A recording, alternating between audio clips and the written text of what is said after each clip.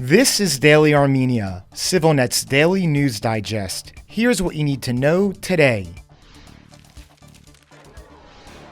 Law enforcement detained at least 9 demonstrators today as protest leader Archbishop Bagrat Galstanyan and his supporters surrounded the building in central Yerevan, where Prime Minister Nikol Pashinyan was holding his weekly cabinet meeting. Galstanyan, the opposition's candidate for prime minister despite being ineligible to hold the position as a dual citizen, initially refused to clear the space and demanded to be allowed in to see Pashinyan. Police barred him from entering. As of 4 p.m., Galstanyan and around 100 protesters remained camped out in front of the building on Republic Square. Meanwhile, during the cabinet meeting, Pashinyan said Russia had given Armenia assurances that the country's railway will be restored as soon as possible, referring to infrastructure damage done by last week's historic flooding in Armenia's northern Lori and Tavus regions. Armenia's railway system is operated by a subsidiary of the state-owned Russian Railways, though it has been plagued by financial problems. Last night, Galstanyan had dinner at the home of Gagik Zarukyan, one of the country's richest businessmen and the head of the prosperous Armenia Party, which currently holds no seats in Armenia's parliament. Zarukyan's spokesperson claimed the archbishop and the oligarch did not discuss any political issues at the dinner, but rather talked about Galstanyan's request to Zarukyan to aid those affected by the flooding in northern Armenia. When asked, Galstanyan did not answer if Zarukyan supports his movement. Zarukyan amassed a fortune during the privatization of formerly state-owned assets in Armenia after the collapse of the Soviet Union in the 1990s. He has long faced allegations of corruption, even as his holding company, Multi-Group Concern, emerged as one of the country's most powerful and influential firms. Zarukyan was one of the few oligarchs in Armenia who supported the 2018 revolution led by Pashinyan, but the two men fell out in 2020. Later that year, the Armenian government opened an investigation into Zarukyan's finances, which remains ongoing.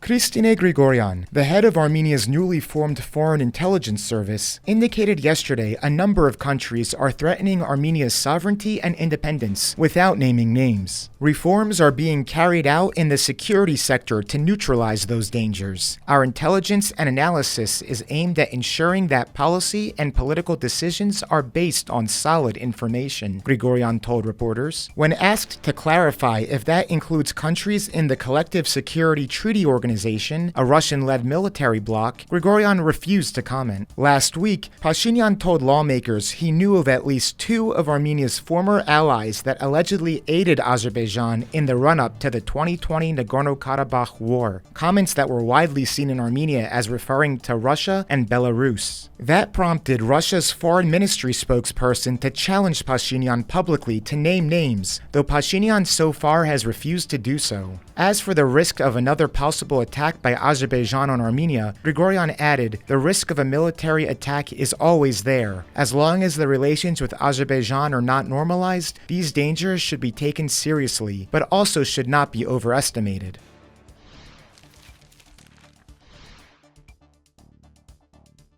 France's ambassador to Armenia, Olivier de Cotigny, spoke to CivilNet in a wide-ranging interview which included French-Armenian relations, border demarcation between Armenia and Azerbaijan, armaments and field training, and Azerbaijan's alleged interference in the French-held Pacific island of New Caledonia. You can find a transcript on our website and in this video's description.